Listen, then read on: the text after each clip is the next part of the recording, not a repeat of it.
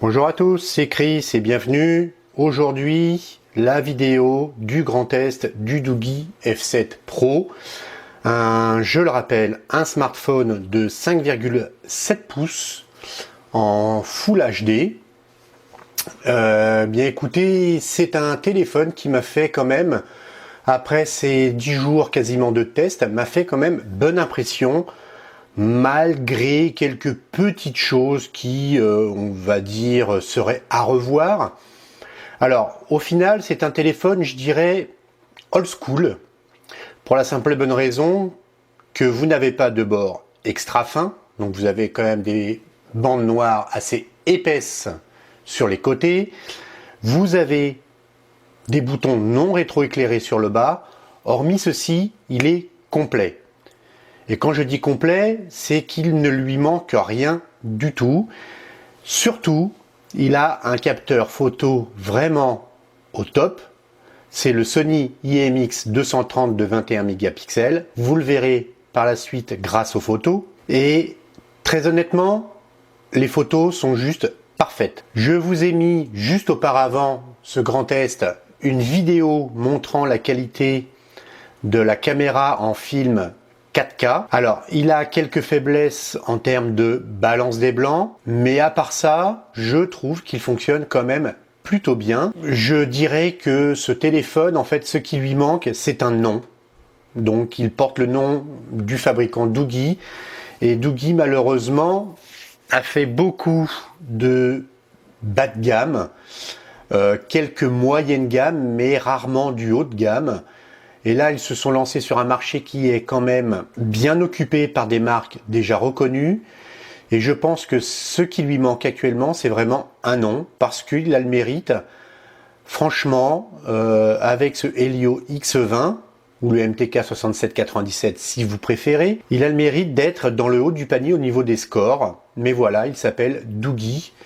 Et voilà, donc c'est ce qui va faire peut-être très clairement sa faiblesse aujourd'hui. Alors voilà son score, ce F7 Pro, 90 336, ce qui le met tout de même en haut du panier des smartphones équipés du Helio X20. Alors en termes d'infos, vous avez donc un téléphone équipé de Android 6.0, du CPU MT6797, du Mali T880. Il est en Full HD.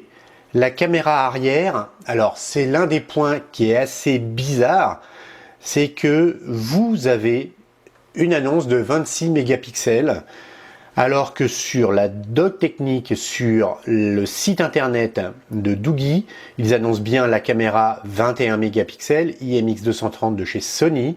Donc je pense qu'effectivement il y a une légère interpolation pour augmenter la qualité, en tout cas, de ce capteur.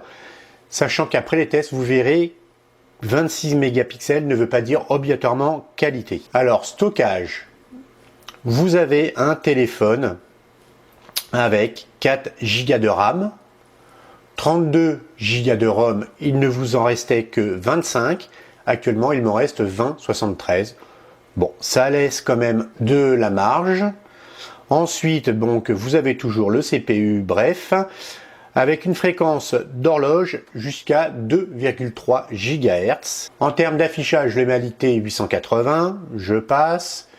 Sur du 5,7 pouces en Full HD, vous êtes avec une résolution de 480 pixels par pouce.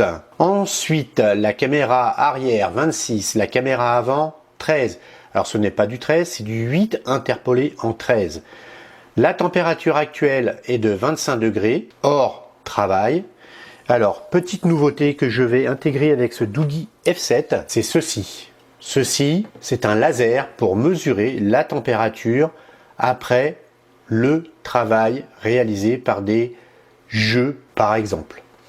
Alors, en termes de sensor capteur, un accéléromètre, capteur de gravité, le gyroscope, un gyroscope non étalonné, capteur de lumière, un accélérateur linéaire, ou l'accélération linéaire si vous voulez, le champ magnétique, l'orientation, proximité et vecteur de rotation. Pour le reste, non priant. Comme vous l'avez vu en bas à droite, lors de la visualisation des différents sensors que ce téléphone a, il annonçait 25 degrés, chose que l'on va vérifier tout de suite avec ce laser.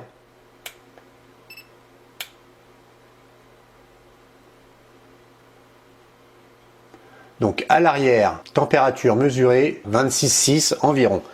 Eh bien écoutez, on est à 26,6 environ. On mesurera ceci après l'utilisation et le lancement d'un jeu. Donc utilisation importante du processeur, du GPU, bref, du SoC complet. On verra ce que ça donne au scanner de température. On continue avec les résultats de Geekbench. Alors Geekbench qui annonce d'excellents scores sur ce Doogee F7 Pro, puisqu'on a un score pour le single core de 1625 et il est supérieur à d'autres que j'ai mesurés très récemment, et un multicore assez classique de 4300 environ, donc rien d'extraordinaire de ce côté benchmark V4. Ensuite, côté Mali T880 et le score que Geekbench a mesuré au niveau la réalisation et la mesure graphique, donc on est à un score de 2615, ce qui est somme toute plutôt bon aussi, et ça se verra avec les jeux bien entendu. Ensuite, on continue avec le résultat de Epic Citadel avec, vous le voyez, 54 frames par seconde, sachant qu'Epic Citadel est celui qui donne le résultat le plus difficile à obtenir. On continue avec 3D Mark qui donne un score global de 961, ce qui le met vraiment quand même à un haut niveau, parce que 3D Mark, je le rappelle, est quand même très compliqué en termes de... Et voici donc le résultat sous forme de graphique que je vous montre donc tout de suite. Alors, première chose, vous voyez que la batterie se décharge 2-3 fois, ce qui prouve quand même que ce X20 est quand même assez consommateur, contrairement au P10, je vous rappelle la précédente vidéo sur le TCL, où la batterie reste vraiment très stable. Donc ça, c'était quand même un bon point. Ensuite, la CPU clock, vous le voyez, elle est ici en bleu et elle augmente bien entendu lorsque les frames par seconde en orange augmentent aussi, ce qui est logique. Par contre, vous voyez que la moyenne d'utilisation effectivement du CPU augmente bien sûr d'un seul coup lorsqu'on lui demande un traitement graphique important. Autre point, la température qui augmente par ici et par ici, donc elle augmente de 2 points pendant que la batterie descend de 3 points. Voilà ce qu'on peut en résumer de l'utilisation de ce X20 avec un nombre de frames par seconde maximum sur 3D Mark de à peine 30. Donc les 59 sous Epic Citadel sont vraiment un bon score pour ce Doogee F7 Pro. On continue avec le GPS de ce Doogee F7 Pro, et c'est quand même malgré tout une bonne surprise par rapport à d'anciens modèles de la marque Doogee. Vous le voyez sous GPS Data, le premier fixe 7 secondes. C'est pas miraculeux, mais c'est quand même beaucoup meilleur que par exemple le Blueboom Maya Max. 7 secondes, ce qui fait que malgré tout, vous démarrez votre voiture, vous réglez votre GPS, allez, on va dire vous attendez entre 5 et 7 secondes, c'est pour le premier fixe, donc lorsque vous le relancez par la suite, c'est quand même plus rapide. Donc vous attendez légèrement en voiture, et puis vous démarrez, et la lecture sur route se fait correctement et très proprement, il n'y a pas de souci. Donc 7 secondes pour le premier fixe, et sous GPS test, vous avez 14 GPS utilisés sur 20 visibles. Ce qui est, malgré tout aussi, plutôt un bon score, je trouve. Et le fixe sous GPS test a été de 4 secondes. Voilà pour les résultats côté GPS. Et donc, vous le voyez, on a fait l'ensemble des tests techniques. Je vous montre maintenant les bandes mode pour ce Doogee F7 Pro. La SIM 1 contient l'ensemble des fréquences utiles à notre beau pays, dont la 3G 900. la 4G 1.3.7 20 et vous avez des bandes quasiment grand monde, hein, parce que vous avez Japon, États-Unis là-dedans. Donc ce qui est plutôt un bon point de ce côté-là pour Doogee, avec en tout cas la bande des 800 qui est parfaitement intégrée chez Doogee pour la France, en l'occurrence sur la 4G. Alors, juste avant d'aborder photo, vidéo et son, l'écran, je vous l'ai dit, un bel écran de 5,7 pouces, des belles couleurs, mais malheureusement, voilà, ils n'ont pas eu, je trouve, l'intelligence d'intégrer un 10 points. Ça ne reste qu'un 5 points sur un écran de 5,7 pouces en Full HD. Il aurait été bien d'intégrer un 10 points. Ils ne l'ont pas fait, c'est un peu dommage, sachant qu'aujourd'hui, on commence à trouver des téléphones tels que le Blueboom Maya Max qui a intégré un 10 points sur son écran de 6 pouces, et ce qui était un bon point. Et le test final de l'écran, le screen test. Alors vous le voyez, les blancs, écoutez, c'est du zéro défaut. Doogee a parfaitement travaillé sur l'intégration de cet écran dans son châssis. Une colle a priori bien posée. Donc pas de halo blanc tout autour. Pas de taches blanches, même après une forte utilisation telle que j'en ai l'habitude de faire, c'est-à-dire des jeux, beaucoup de jeux. En fait, lorsque je teste, j'essaie de le faire chauffer au maximum. Et c'est souvent là qu'apparaissent en fait ces taches blanches à cause de la batterie qui est mal isolée. Et du coup, généralement, c'est là que tout apparaît. Et là, rien n'est apparu. Vous le voyez, c'est juste propre. Des noirs très profonds. Et on va attaquer donc les couleurs. Alors, les couleurs sont vives sans être éclatantes. C'est-à-dire, elles sont, je trouve, c'est mon avis une fois de plus, elles sont légèrement fades. Alors, il n'y a pas de voile dessus, vous le voyez d'ailleurs. Mais je les trouve un peu fades. Le rouge manque un peu de rouge. Voilà, je le trouve un peu fade. Bon, voilà. Le vert, vous voyez, de la même façon, il est un peu fade aussi. Et c'est un peu pareil. Alors bien sûr, la vidéo dénature un peu les couleurs. Mais à l'œil nu, c'est un peu la même chose. C'est un peu moins flagrant sur le bleu. Mais bon, ça reste tout de même un peu palichon. La mire des gris, et vous le voyez, on les voit parfaitement. On voit très très bien les niveaux de gris supérieurs. Les niveaux de couleur, de la même façon, on les voit aussi parfaitement. On fait très très bien la distinction entre les trois bleus. Orange, jaune, vert, vous les voyez parfaitement. Donc des couleurs très très bien calibrées sur ce téléphone. Et la mire d'ailleurs le montre aussi tout aussi bien. Vous les voyez, les couleurs parfaitement rendues. Je trouve juste qu'il est voilà, un peu palichon. Donc maintenant, on va aborder vidéo, son et photo. La vidéo avec bien entendu notre ami YouTube, et je me fais de la publicité bien sûr, le TCL Flash Plus 2, le test.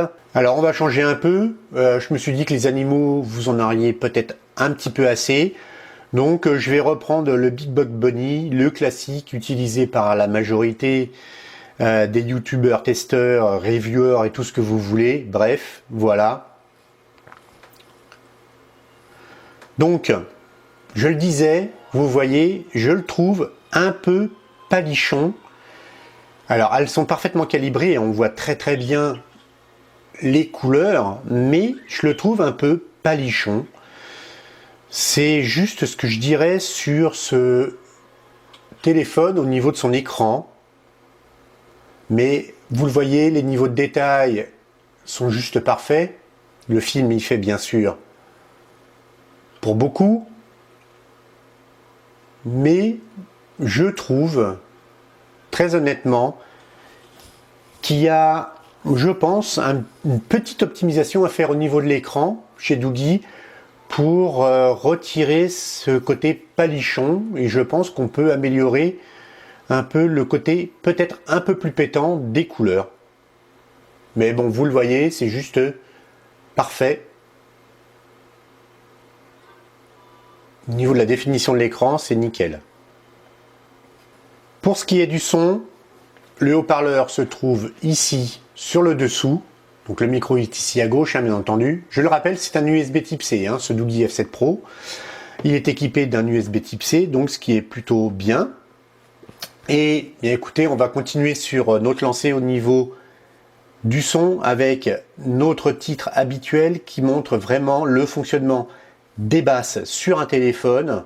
Et du coup, ça permet de vérifier la qualité de la musique au niveau du haut-parleur sur le téléphone.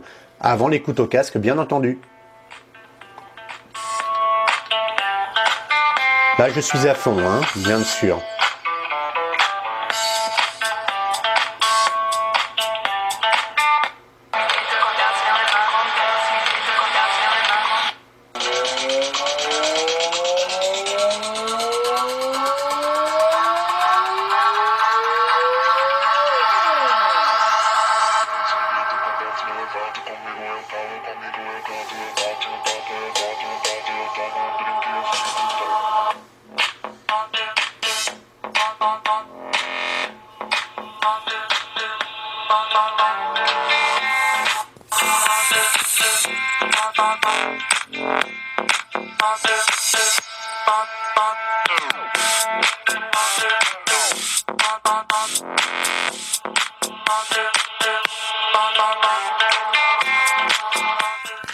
Alors, vous avez entendu le son donc au micro direct, vous avez entendu ce que ça donne, ça manque de pêche. Alors le son est très bon, il n'y a pas de souci de ce côté-là, il n'y a pas de saturation, pas de vibration parasite. Le son on va dire, est assez pur au niveau de l'écoute à l'oreille, mais ça manque un peu de pêche. Alors qu'est-ce que ça donne au casque? Bah, vous allez le découvrir donc tout de suite, puisque je vais lui mettre le casque. Donc vous le savez, dorénavant, l'écoute au casque, c'est important si le jack se clipse correctement dans le téléphone. Et c'est le cas sur ce Doogee F7 Pro. Je recommence et vous écoutez bien, on l'enfonce. Et la dernière chose à faire au niveau du téléphone, c'est bien de clipser le jack. Et voilà. Et donc, ça tient. Et on y va.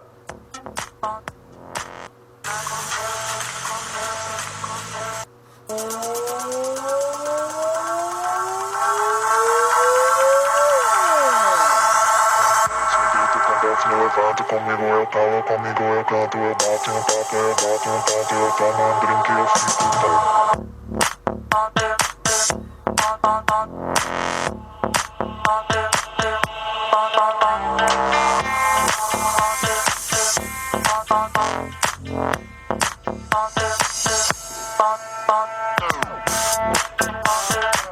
Vous avez entendu l'écoute au casque. Bien entendu, c'est meilleur que sur le haut-parleur. Et ça montre bien la qualité du traitement sonore qui est fait sur ce Doogee F7 Pro. On continue avec les photos. Je vous mets quelques exemples chez vous, plein écran. À vous de juger.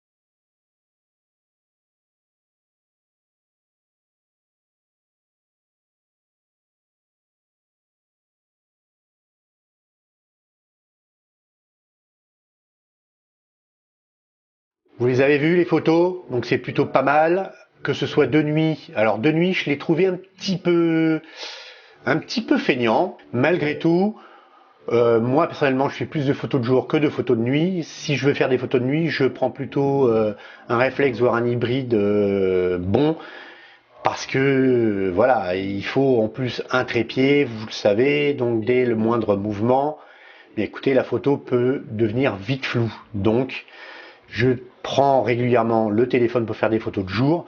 Et si vous faites régulièrement des photos de jour, ce Doogee F7 Pro est un pro pour ça, très clairement. Alors, on va mesurer tout de suite la température, parce qu'on a déjà fait pas mal de choses avec. Donc, je vous le rappelle, on était à 26 degrés. Donc, vous le voyez, là, maintenant, nous sommes à 30 degrés. Voilà. Donc, ce que je vais faire maintenant, après ces 30 degrés. C'était le test du jeu. Et donc, je lance Assoluto Racing. Voilà, on va attaquer.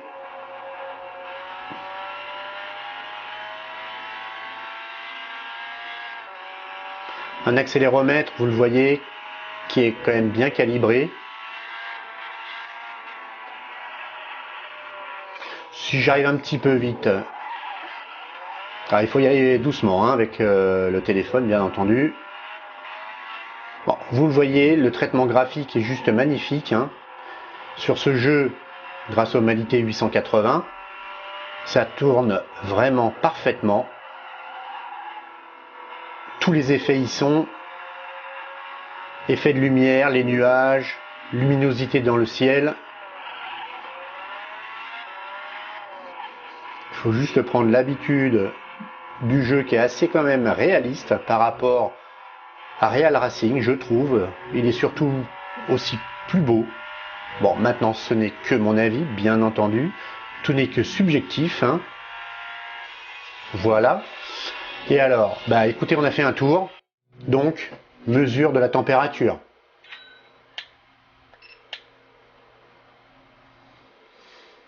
Eh bien écoutez, voilà, ça n'a pas augmenté d'un poil après avoir joué et fait tourner ce gros jeu. Alors vous sentez effectivement une légère chaleur, mais la chaleur est parfaitement maîtrisée sur ce téléphone. La preuve, la mesure faite qui est restée la même avant le jeu et après le jeu. Avant les notes et la conclusion finale, il est important de faire les mesures de ce téléphone. Premier point, pesée de la bête. 201 grammes. Donc ça fait un poids certain lorsque vous l'avez en main ou dans la poche. Épaisseur de la bête. Au plus loin, nous sommes à 9,6. Ce qui fait un téléphone effectivement épais et ça se voit.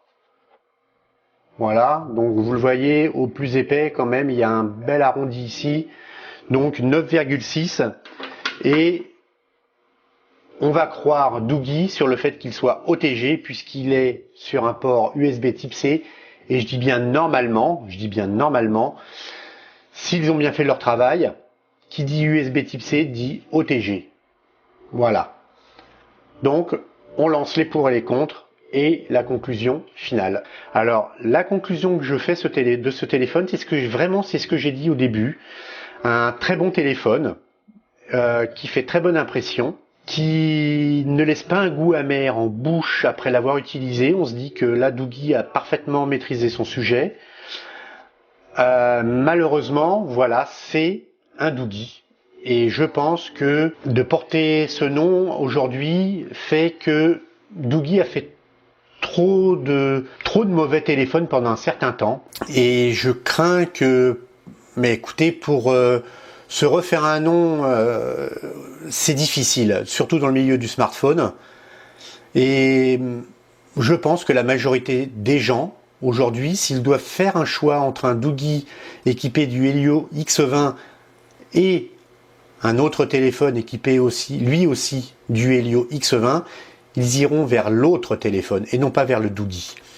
C'est un peu dommage parce que, voilà, ce Doogee, bah, il est presque parfait. Alors, il a des manques, on va les aborder dans les pour et les contre, mais il a aussi des plus parce que Doogee a pris le temps de bien peaufiner son sujet qui est le F7 Pro. Alors, on va attaquer donc tout de suite les pour.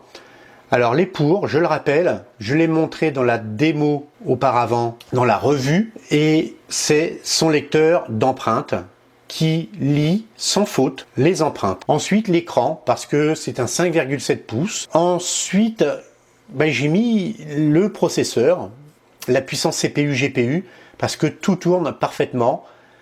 C'est parfaitement maîtrisé. La communication CPU, GPU se fait parfaitement, il n'y a pas de latence. Et autre point positif, il est toute bande pour nous en France. Donc ça, c'est aussi un gros point positif. La caméra, qu'elle soit à l'avant ou à l'arrière, même s'il y a cette légère interpolation, et ça c'est maladif chez les fabricants chinois, il faut toujours qu'ils interpolent. Et bon, je trouvais ça inutile d'interpoler même une 8 en 13 et puis du 21, l'interpoler jusqu'à 26. Je trouve ça totalement inutile. Bon, ils l'ont fait.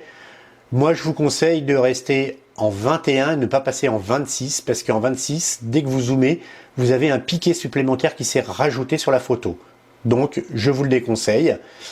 Donc, pour la caméra et le pour final, c'est le châssis que j'ai trouvé agréable parce que légèrement arrondi, donc agréable en main et pas bling bling, donc c'est joli, je trouve. Alors, les contres, la batterie non amovible. Et batterie non amovible, et quel dommage que cette coque arrière en plastique. Alors c'est certainement pour maîtriser le poids de ce téléphone, qui, je vous le rappelle, fait 200 grammes, presque 201 grammes. Donc c'est très certainement pour maîtriser le poids de ce téléphone, mais je la trouve pas agréable parce qu'elle marque les empreintes. Alors les empreintes, c'est comment dire, c'est pas les empreintes, ça va être le gras des doigts, ça va être l'humidité. Et elle prend même la poussière. Et si vous le posez sur un endroit qui a, on va dire, des petites miettes, par exemple, bah vous pouvez être sûr que vous avez plein de miettes dedans, dans ces petits stries, quasiment microscopiques. Mais voilà, c'est un capteur de nourriture et de poussière. Voilà. Alors ensuite, bien écoutez, dans ce tiroir, je vous le rappelle, c'est 2 nano SIM et pas d'extension mémoire via SD. Et ça, c'est aussi un point négatif. Sinon, bah écoutez, voilà pour les pour et les contre. Pas grand-chose d'autre. Je trouve que c'est un téléphone qui est dans la moyenne. Et personnellement, je trouve Doogee peut-être un peu trop gourmand en termes de prix sur ce téléphone. Donc c'est là-dessus qu'on clôturera les pour et les contre. Et donc, on attaque la note finale. Note finale de ce téléphone, graphique et donc performance 10 parce que c'est un sans défaut côté performance, CPU, GPU parfaitement associés, très bien équilibré, parfaite communication entre les deux et donc ça c'est vraiment un zéro défaut de ce côté-là au niveau des performances. Design 6 parce que rien d'extraordinaire, vous le voyez par vous-même. Moi, la seule chose, j'ai mis 1 ou 2 points même de plus pour ce châssis métal brossé, mat, qui est quand même d'un joli effet, je trouve, avec une couleur un peu originale qui sort de l'ordinaire. Mais hormis ça, rien, vraiment rien d'extraordinaire. Alors, finition 8. 8, pourquoi? Parce que bouton non rétroéclairé,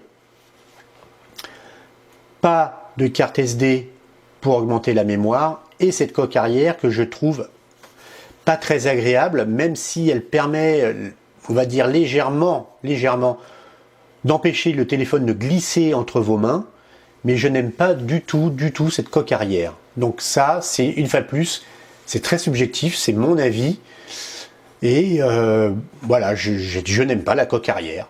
Bref, caméra 9, parce qu'elle fait un très bon boulot de jour, y compris à l'avant, y compris à l'arrière. Je le rappelle, de jour, pour vos selfies, vous avez un flash ici, à côté de la lettre de notification. Donc ça, c'est aussi un très bon point. Et il n'a que 9 à cause des photos de nuit que j'ai trouvées feignantes. Il faut qu'ils améliorent le traitement de nuit chez Doogee pour ce téléphone. Batterie 9, parce que j'ai trouvé que pour une 4000, je trouve qu'elle se décharge un peu vite et prix 7 sur 10 parce que je trouve, et je le répète, je trouve Doogee un peu gourmand en termes de prix, même si ce téléphone est bien né et franchement mieux né que d'autres marques au même niveau que Doogee, tels que le Blueboo Maya Max par exemple, qui est vraiment, je trouve, mal né. Lui, je le trouve largement meilleur. Alors, je parle pas CPU ni GPU, je parle de sa globalité, d'ensemble. Là, vous avez un accéléromètre qui fonctionne et surtout aussi un GPS catastrophique et là, il fonctionne bien aussi. Donc, voilà, on en a fini avec ce Doogee F7 Pro. N'hésitez pas non plus donc à partager à tous vos amis, ça fera plus d'abonnés. Ça fera peut-être plus d'heureux lors du prochain giveaway. Et comme j'aime à le répéter, portez-vous bien, faites bien attention à vous, parce que sans vous, la chaîne n'existerait pas. Alors je vous dis à la prochaine, ciao et bye bye. J'espère que, bien entendu, cette vidéo vous a plu, vous a donné un aperçu très clair de ce Doogee F7 Pro, donc n'hésitez pas à me mettre un petit pouce en l'air pour le travail, et puis peut-être pour le téléphone si vous en avez envie. N'hésitez pas à partager vos commentaires, je le répète, je me tiens à y répondre, même si le nombre d'abonnés augmente. On est près des 1700, merci à tous de vous abonner, c'est sympa.